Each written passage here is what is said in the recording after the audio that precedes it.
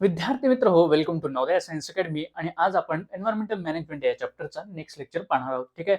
आपण पाठीमागच्या लेक्चरमध्ये पाहिलं होतं इकोसिस्टम अँड बायोडायव्हर्सिटी किंवा एन्व्हायरमेंटल आणि बायोडायव्हर्सिटी, आणि त्याच लेक्चरला आपण पुढे कंटिन्यू करतोय असं समजा. ठीक आहे. म्हणजे दोन पार्टमध्ये ते लेक्चर्स आपल्याला समजले जातील आणि तो पूर्ण कन्सेप्ट समजला. ठीक आहे. How can biodiversity can be conserved. आपण बायोडायव्हर्सिटी बघितली आहे, ती 3 टाईपमध्ये आहे. हे बघितली जेनेटिक स्पेसिस आणि इकोसिस्टम डायव्हर्सिटी या 3 लेवलमध्ये ती आहे. आणि त्यालाच आपण कन्झर्व कसं करू शकतो हे आपल्याला आज पाहायचं आहे. ठीक आहे. Protecting rare species of organism. एक तर रेअर स्पेसिसला प्रोटेक्ट करायचे ऑर्गॅनिझमच्या, आणि बायोडायव्हर्सिटीला कन्झर्व करायचे. Establishing national parks and sanctuaries. National parks म्हणजे मोठे मोठे नॅशनल पार्क्स आणि सँच्युरीज तयार करायच्या आहेत ज्या की प्रोटेक्टेड असतील, आणि तसं बायोडायव्हर्सिटी कन्झर्व करायची आहे. Declaring some regions as bio reserved. म्हणजे काही जे रिजन्स असतील जिथं प्राणी पक्षी यांची डायव्हर्सिटी खूप असेल त्यांना बाहेर रिझर्व्ड असं डिक्लेअर करायचं, जेणेकरून तिथं कोणी नाही गेलं पाहिजे, अतिक्रमण नाही झालं पाहिजे आणि बायोडायव्हर्सिटी कन्झर्व झाली पाहिजे. Projects for conservation of special species. ज्या स्पेशल स्पेसिस आहेत ज्या एक्सटिंक्शनला आल्यात किंवा ज्या नियर टू एक्सटिंक्शन आहेत त्यांच्यासाठी स्पेशल प्रोजेक्ट्स आपल्याला करायचे आहेत, किंवा त्यांच्यासाठी स्पेशल काहीतरी करायचं जेणेकरून ते जगतील. ठीक आहे. Conserving all plants and animals. सगळ्या प्लांट्स आणि एनिमल्सला आपल्याला कन्झर्व करायचं आहे. Observing the rules. म्हणजे जे काही रूल्स लादले गेलेत, जे काही रूल्स यात आणले गेलेत दररोजच्या जीवनात, त्या रूल्सला आपल्याला फॉलो करायचं आहे. Maintaining record of traditional knowledge. आणि जे काही आपलं ट्रेडिशनल नॉलेज जे वर्षानुवर्ष एन्शियंट टाइम पासून आपल्याला येत गेले, त्या नॉलेजला आपल्याला रेकॉर्ड करायचंय. म्हणजेच जेणेकरून आपल्याला नवीन नवीन जे काही असतील ते सगळ्या गोष्टी कळत जातील. ठीक आहे. Institutes at state, national international level ते काय voluntary coming together for environmental conservation and protection. म्हणजे व्हॉलंटरी काही इन्स्टिट्यूट्स आणि काही काही एनजीओज असतील ते इंटरनॅशनल लेवलला, नॅशनल लेवलला सगळे एकत्र येतात, जेणेकरून एन्व्हायरमेंटचं कन्झर्वेशन होऊ शकेल. आणि तुम्हाला असाच एक टेबल पुस्तकात दिलाय, तो वाचायचा. कोणता? व्हॉलंटरी आणि international environment organisation.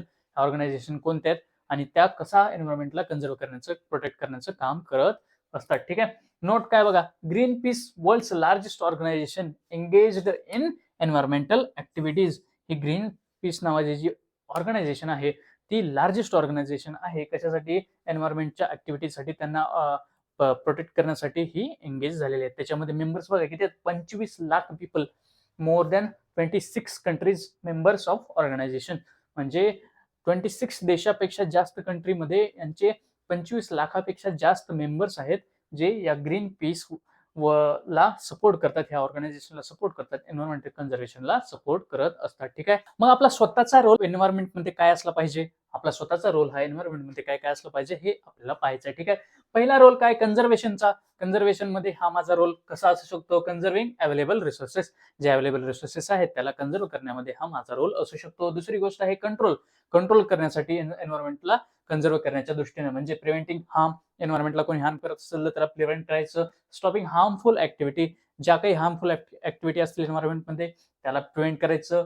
Changing the mindset. म्हणजे लोकांचे जे माइंडसेट आहे ते एन्व्हायरमेंटला खराब करण्याचं, त्या माइंडसेटला थोडंसं चेंज करण्याच्या कामामागे माझा रोल असला पाहिजे.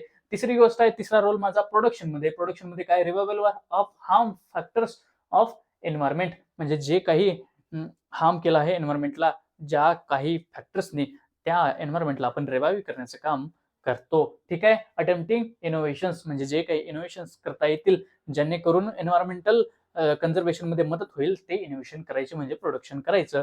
असा माझा हा तिसरा रोल. माझा चौथा रोल अवेअरनेसचा. अवेअरनेस थ्रू कसं? एज्युकेशन, गायडन्स, इमिटेशन, ऑर्गनायझेशन आणि पार्टिसिपेशन. अशा सगळ्या गोष्टीं थ्रू माझा हा अवेअरनेसचा रोल असेल एन्व्हायरमेंटमध्ये. हा झाला चौथा. आणि पाचवा रोल कोणता? प्रिव्हेन्शन. प्रिव्हेन्शन कशा through?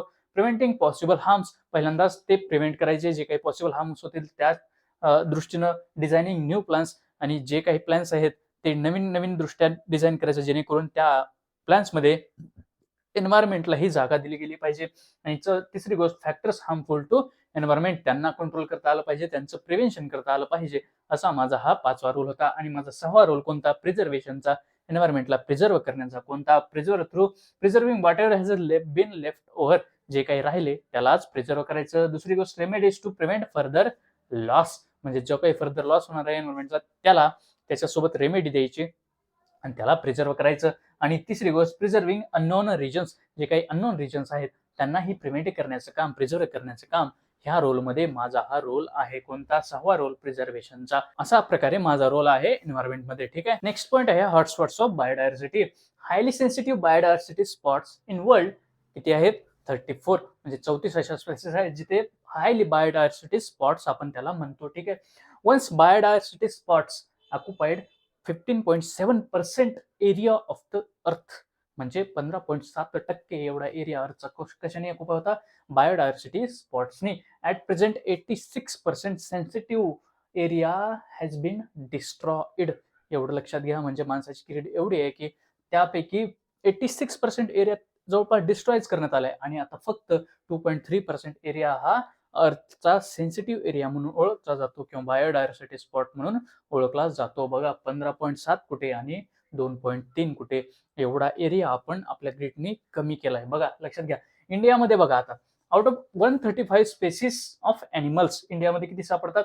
85 species found in jungles of eastern region. म्हणजे आपला इंडिया एवढा रिच आहे बघा बायोडायव्हर्सिटीच्या दृष्टीने देखील. About 1500 endemic plant species found in Western Ghat, आणि वेस्टर्न घाटमध्ये 1500 पेक्षा जास्त एंडेमिक प्लांट स्पेसिस फाउंड होतात म्हणजे सापडल्या जातात.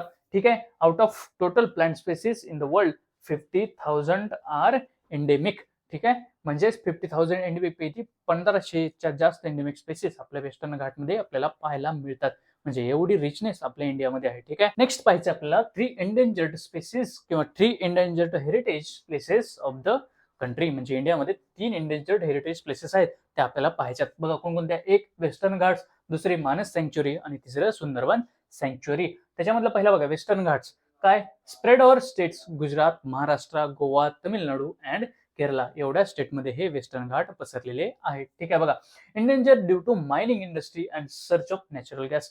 आणि ते काय इंडेंजर्ड हेरिटेजमध्ये येतात कारण तिथे मायनिंग इंडस्ट्री खूप प्रमाणात वाढल्या आणि गॅसचा जो शोध आहे, जो नॅचरल गॅस आपल्याला पाहिजे आहे त्याच्या शोधामध्ये या इंडेंजर्ड होत आल्या आहेत. पहा habitats of Asiatic lion and wild bison under threat. म्हणजे जे एशियाटिक लायन होते आणि जे वाईल्ड बायसन म्हणजे ज्याला आपण बैल देखील म्हणतो, वाईल्ड बैल असं म्हणतो, त्या अंडर थ्रेटमध्ये आल्यात. कशामुळे? या वेस्टर्न घाट्समुळे किंवा या त्या मायनिंग इंडस्ट्रीमुळे आणि नॅचरल गॅसच्या शोधामुळे हे कशामध्ये आल्यात? इंडेंजर्ड मध्ये.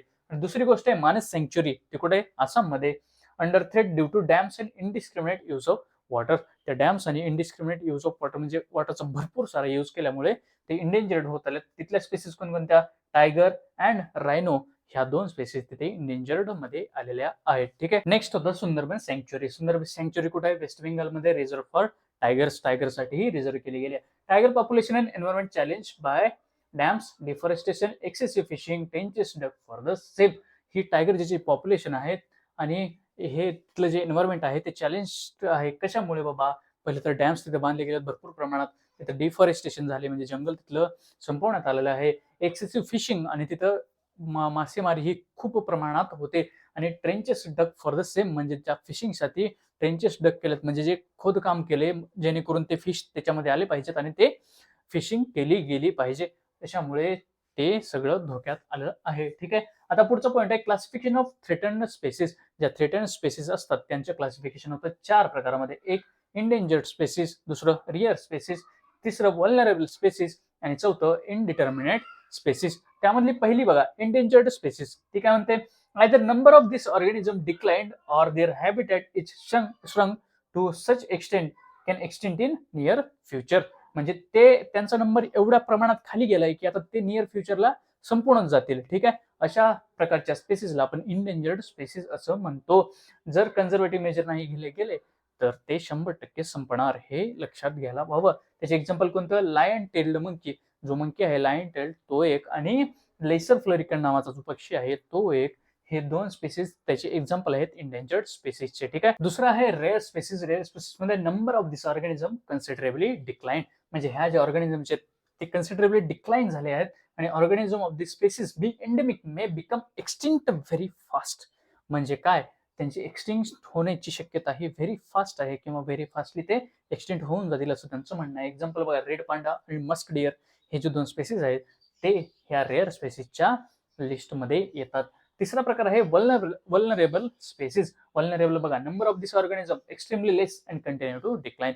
आता वल्नरेबल म्हणजे काय, ह्यांचा नंबर अगोदरच खूप कमी आहे आणि ते आता कंटिन्युअस डिक्लाइन व्हायला सुरुवात होत आहेत. ठीक आहे. कंटिन्युअस डिक्लाइन त्यांचं जर झालं तर ते काय वरीसमय म्हणजे काळजी करण्या इतपत ते आहे. ठीक आहे. म्हणजे एक्झाम्पल बघा, टायगर आणि लॉयनच्या स्पेसिस आता हळू कमी होत चालल्यात आणि ते अगोदरच कमी आहेत आणि त्यांचं डिक्लाइन आणखी कमी होत चाललंय. तिसरा चौथा आहे इनडिटर्मिनेट स्पेसिस. त्याचं काय, organism appear to be endangered but due to their behavioural habits shyness no definite or substantial information.